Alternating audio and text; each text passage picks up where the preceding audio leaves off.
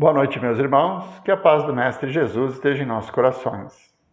Hoje nós vamos continuar o nosso estudo do Livro dos Espíritos a partir da questão 222, que trata da reencarnação. Na verdade, Kardec coloca não uma questão, mas um capítulo todo, né? Considerações sobre a pluralidade das existências. Então ele vem discorrer sobre a reencarnação, que é uma das leis trazidas pelo Espiritismo. Na realidade, a certeza da existência de vidas sucessivas, da reencarnação, ela já existe há milênios. Já na antiguidade, Pitágoras, e antes deles, nos templos egípcios, também se acreditava nessa possibilidade. Apesar que a crença daquela época era um pouco diferente. Ela se chamava metempsicose, quer dizer, a possibilidade de pessoas reencarnarem em corpos de animais. Os Espíritos vêm nos esclarecer, a partir da publicação do Livro dos Espíritos, que isso não acontece. A reencarnação, ela é progressiva. Então, o espírito, antes de chegar na idade hominal, ele vai vivenciar diversas experiências, como nos esclarece Leon Denis. Né? Vamos estagiar no mineral, no vegetal, no animal, até adquirirmos o direito de escolha do nosso próprio destino, que é a fase hominal. Então, a reencarnação ela é progressiva. O espírito jamais vai retrogradar, quer dizer, uma vez adquirido o direito de reencarnar num corpo como o nosso, com o cérebro desenvolvido e com a possibilidade do livre-arbítrio, então não vamos retornar a corpos de animais que estão subjugados pelos instintos. Né? A inteligência, a razão, é uma característica do espírito hominal. O instinto é uma característica do espírito animal, anterior a esse processo. Então nós percebemos que o princípio inteligente vai sempre evoluir, e a reencarnação nos possibilita isso, inúmeras experiências. Imaginar que a vida começa ao nascer e termina com a morte do corpo nos leva a grandes preocupações em relação ao futuro e até ao presente. Porque a ideia de que nós vamos nos extinguir, né, seja o nosso fim, quando o nosso corpo terminar, nos desestimula a buscar o progresso, a buscar a transformação moral, a buscar a prática da caridade. Por quê? O que vai adiantar? Quando o meu corpo morrer, eu vou para o nada mesmo. Então eu vou gozar a vida da melhor forma. Então só essa característica já nos leva a ter uma convicção maior sobre a continuidade da vida. Aquela ideia também do céu e do inferno, né?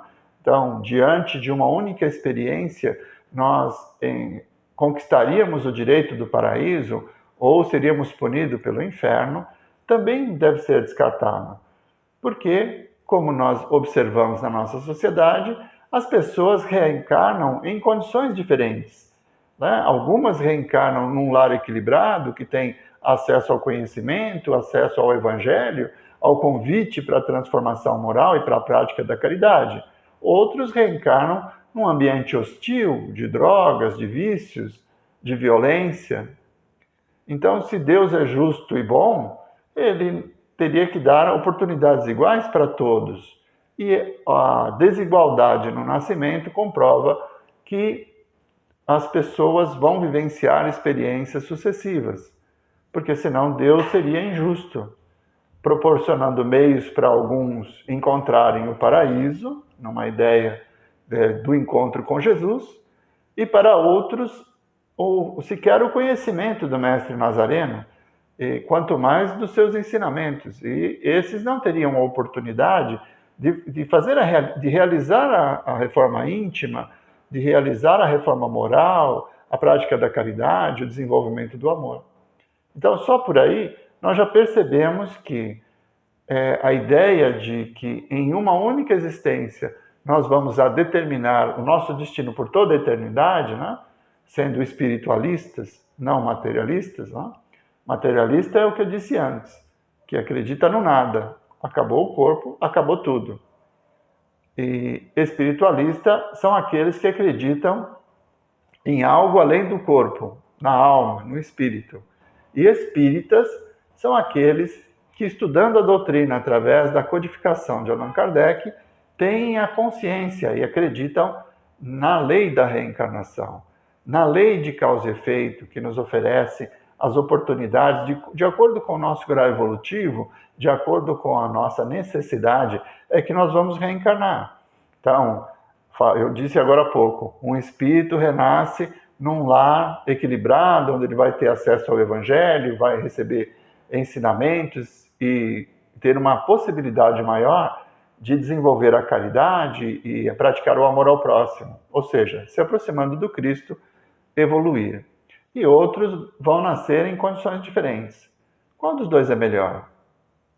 Às vezes, aquele que nasceu num lar equilibrado é um espírito endurecido que foi aceito por aquela família para que ele tenha a oportunidade de se desenvolver. Então, quantos exemplos nós temos na nossa sociedade de pessoas que renasceram em famílias equilibradas, que tiveram acesso à educação, que tiveram acesso à religiosidade, mas que a partir da puberdade se desviaram do caminho, tiveram suas próprias escolhas e muitas vezes caíram no mundo das drogas, da violência, do crime.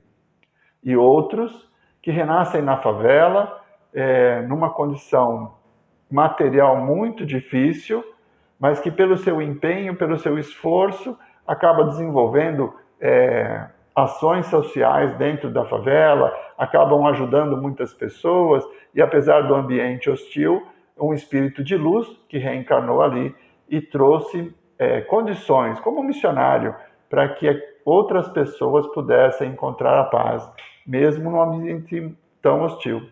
Então, a condição que nós reencarnamos, ela não indica diretamente a nossa condição evolutiva. O que ela vai mostrar são as nossas necessidades, né? Se formos missionários, nós vamos ter que nascer em condições de trabalho, onde haja muita dor, onde nós possamos ser instrumentos do Cristo no auxílio de muitos, né? Como Madre Teresa de Calcutá, como a Irmã Dulce, o próprio Chico Xavier, né? São espíritos que, apesar de toda a sua envergadura moral, do seu conhecimento, eles renasceram em condições materiais difíceis, mas num lugar e com a oportunidade precisa de servirem como instrumentos para a evolução, né? Quanto houve de evolução social com as ações da Irmã Dulce, com as ações da Madre Teresa de Calcutá, do próprio Chico, de Valdo Franco e tantas outras pessoas que se destacam na nossa sociedade pelo empenho em amar ao próximo, em servir ao próximo, em trazer um exemplo de vida diferente dos padrões da nossa sociedade. Então não é a condição material que vai mostrar o nosso grau evolutivo, mas as nossas atitudes, a forma com que nós lidamos com as situações. Então, pessoas que nasceram em berço de ouro, muito ricas, e que têm uma conduta ilibada, honrada, que procura gerar emprego e dar condições ideais para os seus funcionários, para que todas as famílias tenham dignidade, são espíritos evoluídos, que eles não têm o egoísmo, né, de se achar como proprietários pessoas especiais. Outros nascem na pobreza, mas espíritos muito orgulhosos e às vezes desenvolvem a revolta diante da ausência dos bens materiais, como se os bens materiais fossem a fórmula da felicidade, né? Então, a reencarnação ela vai nos garantir que nós tenhamos as oportunidades que nós merecemos e necessitamos para a nossa evolução. Por isso, essa pergunta é muito comprida, né? É um capítulo que o Kardec colocou.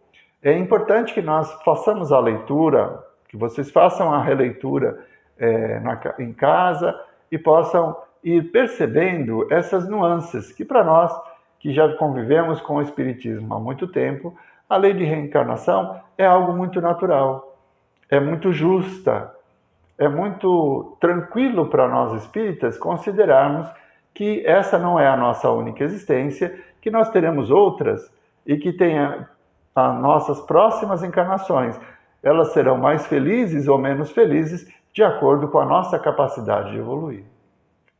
Então, em resumo, é isso que Kardec traz nessa questão 222, e eu convido a todos para fazer a leitura, e quem tiver vontade de fazer alguma pergunta, é só colocar na página da CEAL ou no meu WhatsApp, a maioria de vocês tem, né, o meu WhatsApp, e eu vou ter muita alegria em compartilhar alguma coisa, né, em responder a pergunta e aprendermos juntos. Então, por hoje nós vamos encerrando. Na próxima semana, nós vamos retomar a partir da questão 223, Vida Espiritual, Espíritos Errantes. Vamos à nossa prece? Amigo Jesus, Mestre incomparável, derramai vossas bênçãos sobre nós, Senhor. Que possam ser retirados todos os fluidos impuros, que possam ser retirados em vosso nome, e que nos sintamos, Senhor, envoltos pela vossa luz, por esses bálsamos que são oferecidos, nos fortalecendo, nos trazendo serenidade e paz. Que possamos, Mestre amado, a partir do conhecimento adquirido, nos fortalecermos nessa batalha, nessa luta de transformação tão necessária para que nós encontremos a felicidade. Que a cada instante possamos nos lembrar das vossas palavras, dos vossos exemplos e nos esforçarmos, Senhor, de praticá-las nas inúmeras oportunidades que a misericórdia de Deus nos oferece.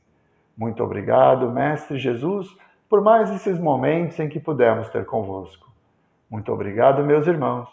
Uma boa noite a todos.